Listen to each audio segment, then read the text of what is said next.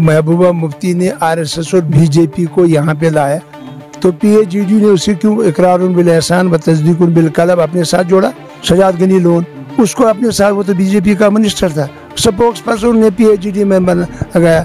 उसके एक वोट सैफुद्दीन सोह साहब ने नहीं दिया तो उसको पार्टी से निकाल दिया। अब ए टीम वो है कि हम हैं। फारूक साहब ने परसों बोला हमारे दरवाजे खुले हैं बीजेपी के लिए। फारूक आज़ाद साहब आप कंटेस्ट करिए ये पार्लियामेंट इलेक्शन, ये पुलिस राजौरी अनंतनाग सीट। उसके जम्मू कश्मीर में जहां पे सियासी जमातें एक तरह से इल्ज़ाम तराशी करते हुए एक दूसरे पे नज़र आ रही है, वहीं पे जम्मू कश्मीर में सियासत भी काफ़ी ज़्यादा गर्म है। अब जम्मू कश्मीर में लोकसभा इलेक्शन होंगे और आज हमने देखा कि कैंडिडेट का नाम अनाउंस किया। साउथ कश्मीर से गुलाम नबी आज़ाद जो है पार्लियामेंट इलेक्शन के लिए लड़ेंगे और मेरे साथ है GM सरूरी साहब। आज उन्होंने प्रेस कॉन्फ्रेंस भी दी जो बिलाखिर नाम कर दिया आज़ाद साहब अब साउथ कश्मीर से लड़ेंगे। क्या अलायंस में लड़ेंगे कि?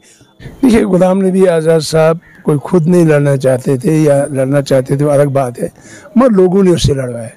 जब पहला टूर गुलाम नबी आज़ाद साहब का पीर पंजाल में हुआ तो लोगों का इतना सैलाब उनके मीटिंगों में था कि आप सोच नहीं सकते थे।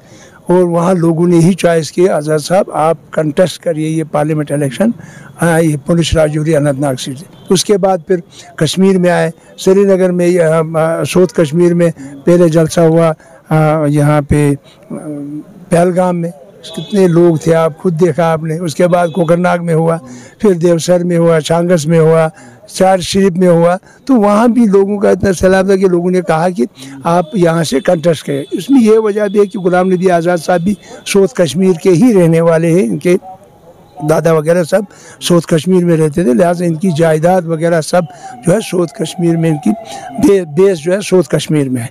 तो लिहाजा उस वजह से भी और जो लोगों का प्यार मोहब्बत देखा उसमें डिसाइड, फिर कोर कमेटी जब बैठी उन्हें डिसाइड किया 2 दिन से कि गुलाम नबी आज़ाद साहब भी एक बेहतरीन कैंडिडेट हो सकते हैं, क्योंकि लोग इसलिए वोट देना चाहते हैं गुलाम नबी। अगर तजिया किया जाए इन पहली खबरें चल रही थी कि अलायंस में जो अपनी पार्टी या पीपल्स कॉन्फ्रेंस की बात करें, आज़ाद साहब की पार्टी की बात करें, अलायंस में आज़ाद साहब लड़ेंगे साउथ कश्मीर से। क्या अभी भी अलायंस है, अलायंस में बातें चल रही है? अगर वो चाहत करते थे तो उस चाहत में अभी बेसिक अगर कोई बात हुई, अभी कोई आगे बात बढ़ी नहीं न, अभी नहीं बढ़ाई कि उन्होंने नहीं डिसाइड नहीं हुआ। जब न डिसाइड हुआ ना बात बढ़ी। आज़ाद साहब का जम्मू में लगे थे, हमारी कोटवा उधमपुर सीट पे ये तो 19 तारीख को वोटिंग डालनी है। ये भी खबरें चल रही थी कि नॉर्थ कश्मीर के ऊपर बात नहीं बनी क्योंकि आज़ाद साहब का जो वोट बैंक है ज़्यादा स्ट्रॉन्ग साउथ कश्मीर में है। नहीं, ऐसी कोई बात नहीं है, इसके बारे में कोई बात नहीं। आज़ाद साहब की पार्टी के ऊपर हमेशा इल्ज़ाम लगाती है NC की बी टीम है, भाजपा की अगर अलायंस में लड़ेंगे तो ये साबित हो गया ये लोग बी टीम है। देखिए, वो जब के साथ साथ उमर साहब खुद मिनिस्टर रहे अटल बिहारी वाजपेयी की हुकूमत में। जब कोर्ट ऑफ ये नो कॉन्फिडेंस मोशन हुआ, अदम एतमाद का हुआ पार्लियामेंट में, तो 2 वोट बीजेपी को दिए इन्होंने। फारूक साहब ने अपनी ज़बान से बोला कि जब भी हम हमें बुलाएंगे हम जाने के लिए, मगर वो बुलाते नहीं। कोई आपस में 12 बजे जाते हैं, 11 बजे जाते हैं, कब जाते हैं कब नहीं जाते हैं। तो ये टीम वो है, हम कहाँ हैं? हमें आंसू किन के लिए बहाए गए? प्राइम मिनिस्टर ने आंसू किन के लिए बहाए? उनकी शख्सियत पे, उनकी कारकर्दगी पे। जब यहाँ ब्लास्ट हुआ था, गुजरात के बहुत सारे लोग छलनी हो गए थे, उनकी लाशें आज़ाद साहब ने वहाँ पहुँचाई थी, उनके घर में पहुँचा के दी थी।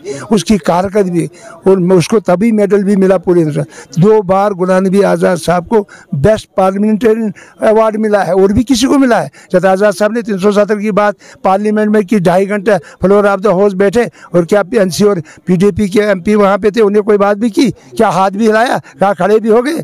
आज लोगों को ड्रामा दिखा रहे हैं। ये टीम वो है, हम नहीं है। हमें कोई वापसी बीजेपी के साथ नहीं। तरफ से NC है, एक तरफ बीजेपी के साथ न होगी न हो सकती। एक तरफ से NC है, PDP है, कांग्रेस है, एक तरफ से आपकी पार्टी। लगता क्या है जीत किसकी हो? वो नजर नहीं आएंगे अनंतनाग या पुलिस राजौरी में, नजर नहीं आएंगे ना, नजर नहीं आएंगे। बहुत बहुत शुक्रिया। सरूरी साहब थे हमारे साथ जिन्होंने कहा साउथ कश्मीर में नजर भी नहीं आएगी कोई और पार्टी क्योंकि गुलाम नबी आज़ाद का दबदबा ऐसा है।